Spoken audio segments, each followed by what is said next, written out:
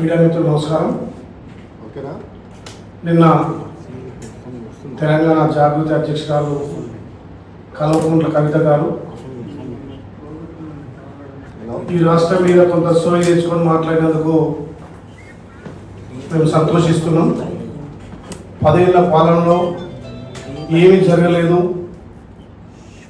అని ఒప్పుకొని ఈ తెలంగాణలో సామాజిక న్యాయం జరగలేదని చెప్పి రైతు బంధు విషయంలో ఇబ్బంది అయింది, భూమి లేని వాళ్ళు చాలా ఇబ్బంది పడని చెప్పి గుర్తించినందుకు రాష్ట్ర తలసరి ఆదాయం గురించి మాట్లాడుకుంటూ గత 10 ఏళ్లలో తల్లి సోనియమ్మ తెలంగాణ ఇచ్చినప్పుడు మిగులు బడ్జెట్ ఇస్తే మరి కవిత గారు గుర్తించి 10 ఏళ్లలో పూర్తిగా వాళ్ళ నాయన, వాళ్ళ అన్న, వాళ్ళ బావ ముగ్గురు కలిసి కూడా రాష్ట్రాన్ని దోచుకుని చెప్పి ఆమె ఇండైరెక్ట్గా చెప్పినందుకు కూడా తెలంగాణ ప్రజలు స్వాగతిస్తున్నారు. అదేవిధంగా నీళ్లు, నిధులు, నియామకాలని చెప్పి ఏర్పడ్డ తెలంగాణ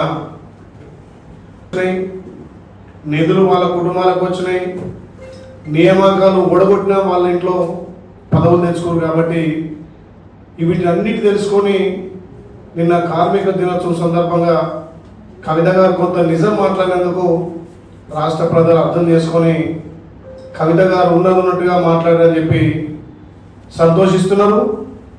మేము కూడా ఇప్పటికైనా మీ 10 ఏళ్ల పాలనలో మరొక తెలంగాణ జాగృతి రాష్ట్ర అధ్యక్షుడిగా ఉండి మరి మీ నాయన చేస్తున్నటువంటి అప్పులు కానీ తప్పులు కానీ ఎన్నడూ కూడా ఎత్తి చూపని నువ్వు మా గౌరవ ముఖ్యమంత్రి రేవంత్ రెడ్డి గారి ప్రజాపాలనలో కార్మికులకు, రైతులకు, నిరుద్యోగులకు, యువతకు ఉపాధి విషయంలో రాష్ట్రం ముందంజలో ఉంటే ఇప్పుడు నీకు తలసరి ఆదాయం గుర్తుకొచ్చింది. గతంలో మేము 10 ఏళ్ళుగా మొత్తుకున్నాం, నిజమైన రైతులకు, నిజమైన వ్యవసాయదారులకు ఏమంటే రాళ్లకు, రబ్బలకు, రియల్ ఎస్టేట్ వెంచర్లకు, హౌసింగ్ సొసైటీ ఫ్లాట్లకు ఆ రోజు మీరు ఇచ్చారు. మేము ఆ రోజు చెప్పినాం నిజమైన రైతుకు రైతు బంధు ఇవ్వమని చెప్పినాం. మరి ఆ రోజు కూడా భూమి లేని వాళ్ళకు కూడా ప్రభుత్వం నుంచి సాయం అందాలే, కొండలకు గుట్టలకు ఇస్తున్నట్టుగా రాష్ట్ర సంపదను కొల్లగొట్టి మీ కుటుంబం బాగుపడ్డది అని చెప్పి ప్రజాపాలన ద్వారా మా గౌరవ ముఖ్యమంత్రి గారు భూమి లేని నిరుపేదలకు ఇందిరమ్మ ఆత్మీయ భరోసా ద్వారా కూడా వాళ్ళకు సంవత్సరానికి 12,000 ఇచ్చింది కాంగ్రెస్ పార్టీ. మీ నాయన చేయనటువంటి పనిని మా గౌరవ ముఖ్యమంత్రి ప్రజాపాలన ద్వారా మీ లెక్క కొండలకు, గుట్టలకు, వెంచర్లకు కాకుండా నిజమైన వ్యవసాయ రైతులకు, భూమి లేని వ్యవసాయ కూలీలకు కూడా ఇలా గుర్తించి మేము చేసినాం. ఇప్పటికైనా నువ్వు గుర్తించినందుకు మేము సంతోషపడుతున్నాం. తలసరి ఆదాయం గురించి మాట్లాడినాం. తెలంగాణ ఇచ్చినప్పుడు రాష్ట్రం మిగులు బడ్జెట్ ఉంటే ఈ 10 ఏళ్లలో మీ కుటుంబం పందికొక్కు లెక్క దోసుకొని ఈ తలసరి ఆదాయం వెనుకబడటంలో కారణం మీ కుటుంబం కాదా? మరి ఎందుకు మీ నాయనకి అప్పుడు నువ్వు చెప్పలేదు? నీకెందుకు అప్పుడు సోయి రాలేదు?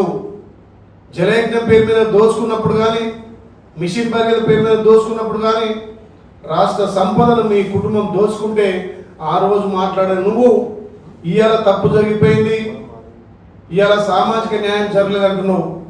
మరి 10 ఏళ్లలో మీ యొక్క కుటుంబమే కదా దేశాన్ని, రాష్ట్రాన్ని పరిపాలించింది. మీ రాష్ట్ర అధ్యక్షుడు ఉంటే మీ నాయనే, రాష్ట్ర వర్కింగ్ ప్రెసిడెంట్ ఉంటే మీ నాయనే, రాష్ట్రంలో ముఖ్యమైనటువంటి మంత్రి పదవులు ముఖ్యమంత్రి మీరే, ముఖ్యమైన శాఖలు మీరే. ఈరోజు నీకు సామాజిక న్యాయం గుర్తొచ్చిందా? మా గౌరవ ముఖ్యమంత్రి రేవంత్ రెడ్డి గారు సామాజిక న్యాయం ఉండాలని చెప్పి కులగణన తీసుకొచ్చి మేమెంతో మాకంతా ఉండాలని చెప్పి ఇలా తెలంగాణలో కులగణన చేసి దేశానికే రోడ్ మోడల్ ఇచ్చినటువంటి రాష్ట్రం తెలంగాణ రాష్ట్రం. గౌరవ ముఖ్యమంత్రి రేవంత్ రెడ్డి నాయకత్వాన మా ప్రియతమ నాయకుడు రాహుల్ గాంధీ గారి ఆలోచనను భారతదేశంలో మొదటగా ఇంప్లిమెంట్ చేసి సామాజిక న్యాయం ఉండాలి, సామాజిక తెలంగాణ కావాలని చెప్పి కులగణన చేస్తే నువ్వు పాల్గొనవు సంతోషం. కానీ మరి మీ నాయన, మీ అన్న పాల్గొన్నప్పుడు ఆ రోజు ఎందుకు చెప్పలేదు నువ్వు సామాజిక న్యాయం అని చెప్పి?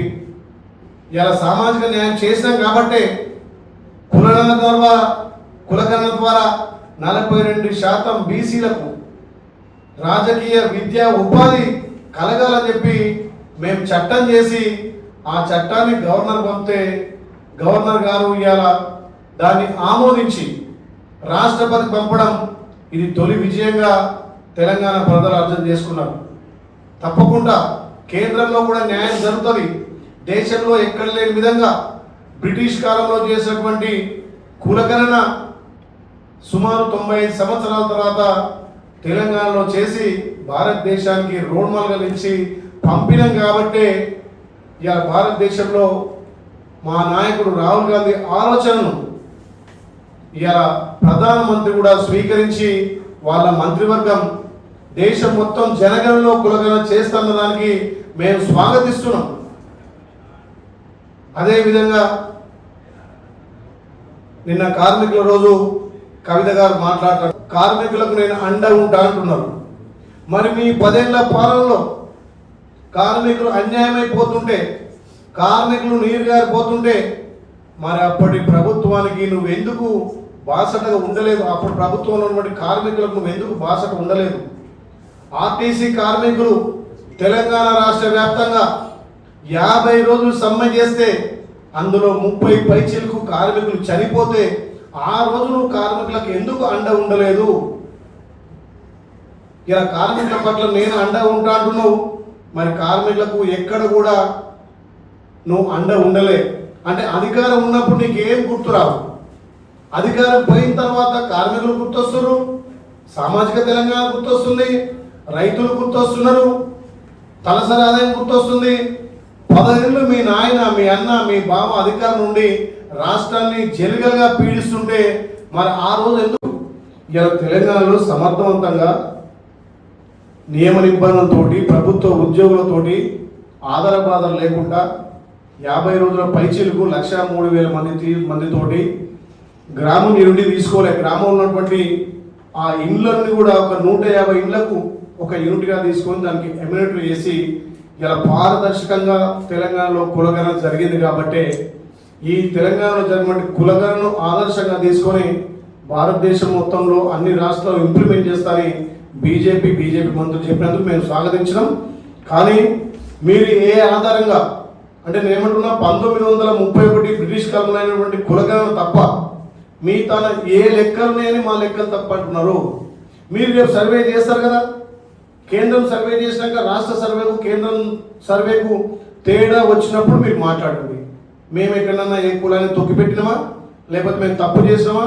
మీరు కులగణన జనగణనలో కులగణన చేర్చినాక మీ లెక్కలు బట్టి మా లెక్కలు చెప్పాలి. కానీ లెక్కలు తేలకుందుకే ప్రభుత్వాన్ని అబాసుపాలు చేయాలని చెప్పి ప్రభుత్వంకు మంచి ఆదరణ వస్తుంది. ఇలా భారతదేశంలో రేవంత్ రెడ్డి గారికి ఒక స్థానం వచ్చింది. ఇలా భారతదేశంలో తెలంగాణ రోడ్ మోడల్ తీసుకుంటారని చెప్పి ఈ కులగణన తప్పు, ఈ కులాన్ని తక్కువ చూపించారు, ఆ కులాన్ని ఎక్కువ చూపించని చెప్పి అబద్ధ ప్రచారం మానుకోవాలి. ఇప్పటికే బీజేపీ వాళ్ళకు దిమ్మ తిరిగిపోయింది. ఎందుకంటే మా మోడీ మాకేం చెప్పకుండా నిర్ణయం తీసుకున్నాడు. ఇలా రేవంత్ రెడ్డి గారిని హీరో చేసిండని చెప్పి వాళ్ళ లోపల బాధ పెట్టుకొని ఏదో మాట్లాడాలంటే మేము ప్రెస్ ముందు మాట్లాడకూడదు తప్ప మీరు లెక్కలు చేసినాక తప్పకుండా తేలుతారు లెక్కలు. ఉన్నారు ముస్లింలలో కూడా కేటగిరీగా కొంతమంది బీసీలకు వస్తారు కాబట్టి బీసీలో చేర్చినాం. మరి వాళ్ళు పాలిస్తున్న రాష్ట్రాల్లో కూడా ముస్లింలు బీసీలో ఉన్నారు, కూడా ముస్లింలు బీసీలో ఉన్నారు. మరి అక్కడ బీసీలో ఉంటే ఇక్కడ ముస్లింలు బీసీలో చేస్తే తప్పేముంది? మీరు ఎక్కడనేమో బీసీలో చూపించవచ్చు, మేము తెలంగాణలో బీసీలు చూసాం తప్ప ఎందుకు ముస్లింలలో వెనుకబడిన తరగతుల వాళ్ళు లేరా? చాలా మంది ఉన్నారు, వాళ్ళు బీసీలే కదా. అందుకే ఒక రాష్ట్రంలో ఒక తీరుగా, ఒక రాష్ట్రంలో ఒక తీరుగా పరిగణించడం, ఒక భారతదేశంలో ఒక ప్రజాస్వామ్యంలో నివసిస్తున్నటువంటి వాళ్ళకు భారతదేశంలో ప్రజాస్వామ్యంలో ఉన్నటువంటి హక్కులను పొందే అధికారం ఉంది. కాబట్టి ఇక్కడ ఉన్నటువంటి మైనార్టీలను కూడా కొంతమంది బీసీలు కాబట్టి వాళ్ళని బీసీలో చేర్చడం మిగతా రాష్ట్రాలు ఎట్లుందో దాన్ని ఆదర్శంగా తీసుకొని తెలంగాణలో కూడా కులగణన జరిగింది. తెలంగాణలో కులగణన జరిగిందని మీరు జీర్ణించుకోలేక ఇలా కేంద్రమే ఆదర్శంగా తీసుకుంది కాబట్టి రేవంత్ రెడ్డి గారు భారతదేశంలో ఒక హీరోగా నిలబడ్డాడు కాబట్టి దీన్ని జీర్ణించుకోలేక కేంద్ర మంత్రులు మాట్లాడుతారు.